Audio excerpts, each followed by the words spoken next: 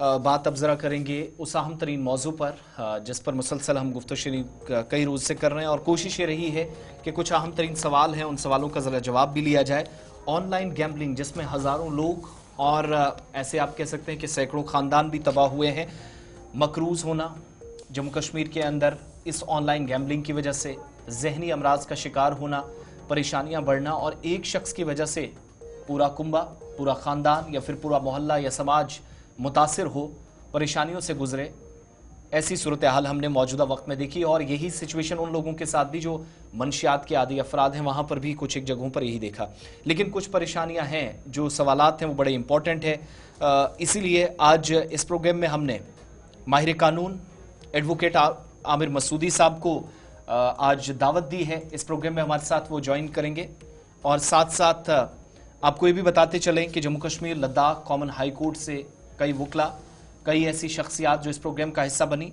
लेकिन तब तक ज़रा ग्राफिक्स प्ले कर दीजिएगा। हम आपको बताएंगे कि असल में जो सवालात हैं वो आपके और हम सब के जहन में आते हैं कि ऑनलाइन गैम्बलिंग या बैटिंग या जुआ जिसको आप कहते हैं, इसने कई जिंदगियां दाव पर लगाई और एंटरटेनमेंट के नाम पर, तफरीह के नाम पर लोग जहनी तौर मर्ज हो गए, नुकसान से दो चार हुए, नित नए तरीके लूटने के हैं और सिविल सोसाइटी के लिए एक बहुत बड़ा चैलेंज, सरकार के लिए, कानून नाफिज करने वाले इदारों के लिए बहुत बड़ा चैलेंज। जुए की वबा से नौजवान नफसियाती, माली और समाजी बहरान में मुब्तला हो रहे हैं। सूरत हाल ऐसी बन रही है जहां सिचुएशन बहुत ख़राब है और पब्लिक गैम्बलिंग एक्ट 1977 के तहत तमाम किस्म के जुए पर अगरचे पाबंदी है, लेकिन यहाँ पर रूल्स एंड रेगुलेशंस की जब बात होती है तो शायद कुछ दायरा ख़त्म हो जाता है। प्लेटफॉर्म्स के लिए वाज़े ज़ाब्ते की कमी नहीं है। ग्रे एरिया जम्मू कश्मीर बना है। कई ख़ानदान, हज़ारों भी हैं या सैकड़ों के लीजिए, नुकसान उठा रहे हैं। नौजवान कर्ज में मुब्तला हो रहे हैं, दिवालियेपन का शिकार हो रहे हैं और यही वजह है कि इस वक्त गैर कानूनी सरगर्मियों में इजाफे से तबाही का डर भी है। गैर मुनज़्ज़म बैटिंग प्लेटफॉर्म से धोखाधड़ी हो रही है। ऑनलाइन प्लेटफॉर्म्स तक आसान रसाई, ईजिली आप फ़ोन में जाएं, गेम खेलें, वहीं से डाउनलोड कर ली, सारा सिलसिला वहाँ से शुरू हो गया। और उसके बाद इखलाकी तौर, मजहबी तौर पर भी इस मामले को संजीदगी के साथ लेने और नाकाबिले कबूल अमल समझना माहिरीन के मुताबिक लाजिम है। तभी जाकर शायद इन सवालात का जवाब भी तलाशा जा सकता है और ज़िंदगियां तबाही से बचाई भी जा सकती हैं।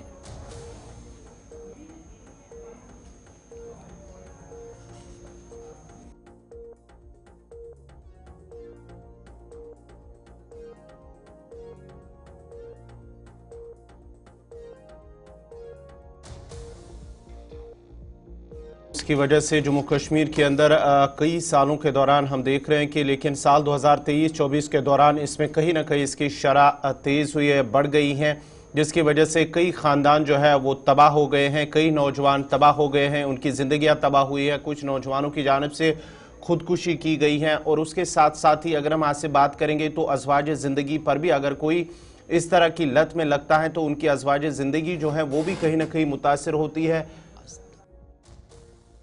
साथ साथ ही जो उनके बच्चे हैं वो भी कहीं ना कहीं इससे मुतासिर हो रहे हैं। कई घराने जो है वो मकरूज़ भी हो गए हैं, माली तबाही हुई है इस ऑनलाइन बैटिंग और ऑनलाइन गेमिंग की वजह से। और इसकी आदत जो किसी को लग जाती है तो कहीं ना कहीं जब वो कोशिश करता है कि मेरे पैसे डबल हो जाए, उस लालच में आकर वो अपना सब कुछ बेच देता है, जिसकी वजह से वो तबाही के दहाने पर पहुंच जाते हैं।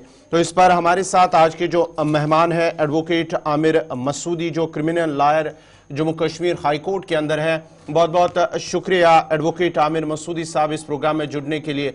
सब कुछ मामलात जो है वो आपके सामने हमने रखे हैं, कैसे इसको रोका जाए कानूनी एतबार से और उसके साथ साथ ही माशरे के अंदर, समाज के अंदर सिविल सोसाइटी या वालिदैन की क्या कुछ जिम्मेदारी है इस सब को रोकने के लिए।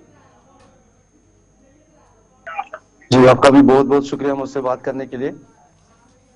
देखिए, सबसे पहले अगर हम कानून की कहेंगे जी, ये बड़ी अनबदकिस्मती से कहना पड़ता है, जो ये गैम्बलिंग एक्ट या बैटिंग वगैरह या कोई भी ऐसा ऑफेंस जो हमारे स्पेशल गैम्बलिंग एक्ट में फॉल करता है या हमारे आईपीसी में फॉल करता था, आईपीसी में फॉल करता था या बीएनएस भारतीय न्याय संहिता में फॉल करता था, जी न हम इस ऑफेंस को गैम्बलिंग और बैटिंग का ऑफेंस है, न हम इसको सीरियस ऑफेंस कह सकते हैं और न ही हम इसको the problem with the offences. इसमें जो मसला है, ये ऑफेंस जो बेलेबल है, अगर कोई भी बंदा, कोई भी शख्स जुए में पकड़ा जाए, किसी गैम्बलिंग एक्ट को करते हुए या बैटिंग करते हुए पकड़ा जाए, वो ऑफेंस बेलेबल मींस करेगी ऑन स्पॉट गैम्बलिंग खेलते हुए, करते हुए फॉर द बेल पर्पस। जमानत के लिए आपको कोर्ट नहीं जाने की जरूरत पड़ेगी, जज के सामने मैटर नहीं आएगा, बल्कि बस पावर्स है, वो आपको पर्सनल बेल बॉन्ड लेके खुद ही रिलीज करता है, नंबर 1। और उसमें दूसरी चीज है, 24 घंटे से ज्यादा इनको डिटेन नहीं किया जा सकता है। 2-3 घंटे लॉकअप में रखेंगे, 3 घंटे पकड़ने, अरेस्ट होने के 3 घंटे के बाद पर्सनल बॉन्ड लेके इनको पुलिस छोड़ देती है। ये प्रॉब्लम है ऑफेंस में। और जो दूसरी जो है, इसकी जो पनिशमेंट की अगर हम बात करेंगे, गैम्बलिंग एक्ट में जो सेक्शन 13 का जो मिनिमम मैक्सिमम कवर कर सकता है लीगल पैरामीटर्स के हिसाब से, इसमें ज्यादा से ज्यादा सजा 3 महीने की दी गई है। और जो फाइन दिखाया गया है दैट इज 200, काफी लेस फाइन है, पनिशमेंट बहुत लेस है। कानून में कहा जाता है कि जिस ऑफेंस की सजा 7 साल से बियॉन्ड होगी, ज्यादा होगी, तब हम उस ऑफेंस को सीरियस या हीनियस का नाम दे सकते हैं। लेकिन जो गैम्बलिंग वाले सेक्शंस है या बैटिंग का कानून है, ना तो हम इसको सीरियस ऑफेंस कहेंगे और ना ही हम इसको हीनियस ऑफेंस कहेंगे। दूसरी बात मैं यहाँ पे बताना चाहूंगा, जैसे कि मेरे कैरियर में पर्सनल एक्सपीरियंस है कि इन केसेस में अगर गैम्बलिंग एक्ट का केस है, कोर्ट पुलिस कोर्ट में अप्रोच करती है, चालान पेश करती है, इन केसेस में 99.9% केसेस में ट्रायल कंटेस्ट नहीं होती है by the accused. Reason being, पहले ही मुल्जिम को पता होता है कि ऑफेंस की पनिशमेंट 2 महीने है, वो कन्फेस कर देता है। अगर उसको ट्रायल कंटेस्ट करनी है, वो कोर्ट के सामने इकबाल जुर्म करता है, कन्फेशन करता है, फाइन 200-300 रुपए देता है और निकल जाता है।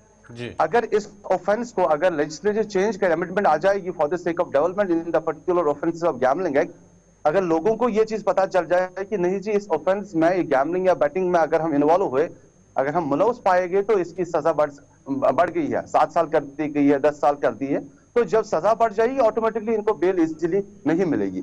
और दूसरा चीज मैं बताऊं चाहूंगी, जो सबसे जो गैम्बलिंग का प्रॉब्लम है इसमें है, ये नॉलेज होती है एक बंदे को कि मुझे रिस्क है, कुछ खो सकता हूं। अगर वो दाव पे, जुए पे कोई भी वैल्यूएबल प्रॉपर्टी, पैसा या कोई कीमती चीज दाव पे लगाएगा, डेस्परेट द फैक्ट, उस बंदे को, उस जुआरी को पहले ही पता होता है कि यहाँ पे मुझे खोने का 100% रिस्क है, मैं दाव पे लगा रहा हूं।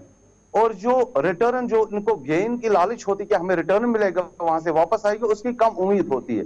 सो नॉलेज होना इस चीज की, मैं अगर कुछ दाव पे लगाता हूं वो मैं खो दूंगा, उसके बाद भी ये चीज करना, और ये पता होने के बावजूद कि मुझे पूरी गारंटी, श्योरिटी नहीं है कि मेरे पास ये पैसा या ये प्रॉपर्टी जो मैंने दाव पे लगाई है वापस आएगी कि नहीं। हमारी यहाँ पे अगर सिविल सोसाइटी की बात करें या बाकी लोगों की बात करें, पर्टिकुलरली मैं श्रीनगर या कश्मीर की बात करना चाहूंगा, अनफॉर्चुनेटली यहाँ पे हमारे कुछ पॉलिटिकल जो हमने केस रहा है जी, यहाँ पे हमारे कुछ पॉलिटिकल फिगर्स तक इन्वॉल्व है गैम्बलिंग एक्ट में। रिसेंटली ऑर्डर आया था हमारे डिस्ट्रिक्ट कोर्ट सेशन से, 2 पॉलिटिकल एक्टिविस्ट ने गैम्बलिंग केस में पकड़े, जब उनको कोर्ट के सामने पुलिस ने प्रोड्यूस किया, on the very first day of chargesheet उन्होंने कर प्लीड गिल्टी, उसके बाद उनको कन्विक्शन कर दी गई। अगर आप रिकॉर्ड देखेंगे जी, मैक्सिमम आप पाएंगे 90% कन्विक्शन कैसे होती है कि मुल्जिम जो उसके माइंड में ये एक फैक्टर बन जाता है कि मैं कन्फेशन करने के बाद अगर मुझे जज साहिबान सजा भी देना चाहेंगे तो वो 3 महीने से ज्यादा सजा दे नहीं सकते। तो इस चीज को आमिर मसूदी साहब, मैं यही चीज जानना चाह रहा था और हमारे देखने वाले भी, कि अगर इस गुनाह में कोई मुब्तला हो गया है, यहाँ से 10 तरह की परेशानियां आगे शुरू होती हैं, और कई लोग जो हमने जाती तौर पर मुलाकात भी हुई, वो यहीं से आगे जाकर क्रिमिनल एक्टिविटीज में, इलीगल एक्टिविटीज में इन्वॉल्व हो गए। ये हम देखते हैं, आपने भी दाएं बाएं देखे होंगे। लेकिन रोकने का तरीकाकार क्या है? क्या ये माने कि कानूनी तौर पर भी हम कमजोर हैं इस मामले में, कि जब एक शख्स को अगर सलाखों के पीछे धकेलना है तो वही जिस तरफ आप इशारा कर रहे हैं कि बेल मिल गई, 2, 4, 3 माह के बाद वो वापस लौट आता है, यहाँ ऑप्शंस पर क्या बचते हैं कि इस तबाही से बचा जाए कानूनी तौर से?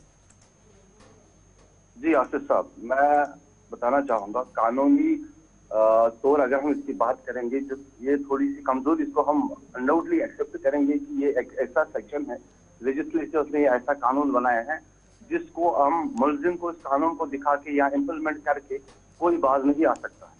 इसमें सबसे पहले अमेंडमेंट की जरूरत है ताकि इसकी पनिशमेंट हाई हो जाए। जो पनिशमेंट महीनों की दी गई है वो सालों में कन्वर्ट हो जाए। और दूसरी इंपॉर्टेंट चीज है कि लेजिस्लेचर और हमारा पार्लियामेंट, हमारे कानूनदान अगर इस गैम्बलिंग और बेटिंग के ऑफेंस को नॉन बेलेबल नेचर में कन्वर्ट करते हैं तब जाके थोड़ा सुधार आ सकता है। तीसरी इंपॉर्टेंट चीज है, जैसे हमारे जेल से पुलिस है, one of the competent police force in the history है, इन पुलिस के जो इनके इन्फॉर्मर्स है या इनको काम करने का तरीके हैं, अगर किसी एरिया, किसी जुरिस्डिक्शन में गैम्बलिंग की एक्टिविटी होती है, जैसे हम मीडिया के साइड से या दूसरे सोशल एक्टिविटीज करके अवेयरनेस प्रोग्राम करें कि अगर आपको कभी ड्रग्स या कुछ नार्कोटिक्स की नॉलेज है तो बड़ी मेहरबानी एक जिम्मेदारान शहरी की रोल अदा करे और सामने आ जाए, पुलिस की मदद करे। वैसे ही हमें अवेयरनेस क्रिएट करनी है रिगार्डिंग द गैम्बलिंग एक्ट कि पुलिस को ये चीज, अगर यहाँ बाकी जो हमारी सिविल सोसाइटी के लोग हैं, हमारे बाशुओ लोग हैं, अगर वो लोगों को अवेयर करेंगे कि अगर कहीं पे भी किसी भी एरिया में गैम्बलिंग एक्ट का कोई भी ऑफेंस होता है या कुछ लोग हमारे सोसाइटी के एलिमेंट्स गैम्बलिंग में इन्वॉल्व होते हैं, तब जाके पुलिस को इन्फॉर्म किया जा सकता है। जैसे हम ड्रग्स के केसेस में पुलिस इतनी अच्छी कार्रवाई करी, सेम कार्रवाई पुलिस गैम्बलिंग और बेटिंग से भी कर सकती है। दूसरी चीज आसिफ साहब यहाँ, अगर कोई शख्स एक लालच के लिए एक गैम्बलिंग में इन्वेस्ट करता है और उसको ये भी पता है कि मुझे ये वापस आ भी सकता है, नहीं भी आ सकता है, इनकेस वो हार गया तो उसके बाद वो अपना मकान या कोई और प्रॉपर्टी की गिरवी रख के वहां से पैसा उठाता है, इंटरेस्ट पे पैसा लेता है, जो उसको बच्चों की सेविंग होती है या अपने घर के खर्चे होती है, अपनी कमाई होती है, वो हार्ड अर्न मनी वो इन्वेस्ट करता है गैम्बलिंग में। इसी एक लालच से दिमाग में यही एक वहम होता है कि एक ना एक दिन मैं जीता हूँ, मुझे सारा वापस आ जाएगा। अगर पुलिस, मैं नहीं कह रहा पुलिस काम नहीं करती, पुलिस काम करती है, बट उतनी इफेक्टिवनेस नहीं है हमारे पुलिस डिपार्टमेंट यहाँ पे। अगर किसी जुरिस्डिक्शन दिन में हो जाए इनऑफेंस, जैसे कि हमारी जेल की पुलिस ड्रग्स को रोकने के लिए काम करती है, अगर same legal parameter, same modus operandi by our police force use किया जाए तो डेफिनेटली गैम्बलिंग और बेटिंग को कर्ब किया जा सकता है। इसके लिए हमारे सिविल सोसाइटी के लोग हैं, लॉयर्स है, हमारे पॉलिटिकल, यहाँ पे अनफॉर्चुनेटली कहना पड़ता है, देखा होगा सोशल मीडिया पे हमारे जो सुपरस्टार्स है, हमारे जो क्रिकेट प्लेयर्स है, हमारे जो बॉलीवुड एक्टर्स है, जो पब्लिक फिगर्स मानी जाते हैं, वो तो गैम्बलिंग को प्रमोट करते हैं। Doesn't matter whether that is online gambling और ऑफलाइन गैम्बलिंग, लेकिन गैम्बलिंग को हर जगह, बैटिंग को हर जगह प्रमोट किया जाता है। अगर हम इस चीज से दूरी रखेंगे, इस चीज को अवॉइड करेंगे तो डेफिनेटली लोगों को अवेयरनेस पहुंचेगी कि हमें इस चीज में इन्वॉल्व नहीं करना है अपने आप को। हमें मॉनिटरी लॉस भी होगा, इकोनॉमिक लॉस भी होगा और हमारी घर की हालात भी तबाह हो सकती है। सरकार ये जो इख्तियारात वाली बात होती है ना, स्टेट गवर्नमेंट या यूटी की गवर्नमेंट इस मामले में क्या कर सकती है? क्या ये पुश कर सकती है सेंट्रल गवर्नमेंट को या फिर एजेंसीज को या उन तमाम कंसर्न लोगों को जो इस पर कानून बनाने का हक रखते हैं, और कम से कम मुल्क की सबसे बड़ी पंचायत लोकसभा और राज्यसभा तक बात जाए? स्टेट गवर्नमेंट या यूटी का इसमें क्या रोल है? देखिए, जैसे हमारे यहाँ पे एमपी से मेंबर ऑफ पार्लियामेंट है, हर एक एरिया है, हर एक जुरिस्डिक्शन, हर एक इलाके के हमारे मेंबर। जब उनको मेंबर ऑफ पार्लियामेंट इसीलिए कहा जाता है कि being the representative of the people, common people, जो लोगों के बदले एक रिप्रेजेंटेटिव का रोल अदा करेगा। और किसी प्लेटफॉर्म में द हाईएस्ट जो लेजिस्लेटिव हब है, हमारा पार्लियामेंट है, वहां पे लोगों की बात सुनकर, जो हमारे सरकमस्टेंस, हमारे हालात देख के, वक्त की जरूरत के मुताबिक अपनी बात सामने पार्लियामेंट में रख सकती है। और इस चीज से देख सकते हैं कि इस चीज की हमारी जरूरत है। यहाँ पे किसी चीज की कमी है, किसी कानून की कमी है। अगर माशरे में कुछ हो रहा है, बीइंग ए लीडर मुझे पता है कि मेरे इलाके, मेरे डिस्ट्रिक्ट में, मेरे स्टेट में हो क्या रहा है। अगर मुझे लगता है कि इसमें तब्दीली की जरूरत है और वो तब्दीली कानून के तरीके से आ सकती है, तो definitely being a parliament member, ये लीगली अथोराइजेशन है, हम लीगली एंटाइटल्ड। मैं बात करूं कि कानून को डेवलपमेंट के लिए चेंज किया जाए, इस कानून में अमेंडमेंट की जाए, ताकि जो हमारा ये ऑफेंस है, जो हमारी सोशल कंपल्शन में आ रहा है, जो हमारी सोसाइटी में दिन रात देखने को मिलता है, इस चीज को खत्म कर सके। मेंबर ऑफ पार्लियामेंट सबसे ज्यादा जरूरत पड़ती है। हमारे जुडिशरी का रोल भी है। जितने भी लोग, जितने भी डिपार्टमेंट, जितनी भी अथॉरिटीज इस चीज के साथ मुंसलिक है, जिनको भी who are vested with the powers की वो वहां पे बात कर सके, ताकि अमेंडमेंट हो जाए कि इस ऑफेंस में, और लोगों को जो ही अवेयरनेस मिल जाएगी कि गैम्बलिंग एक्ट में क्या सजा मिल सकती है, क्या नहीं, तो डेफिनेटली वो इस चीज से पीछे दूरी इख्तियार कर लेंगे।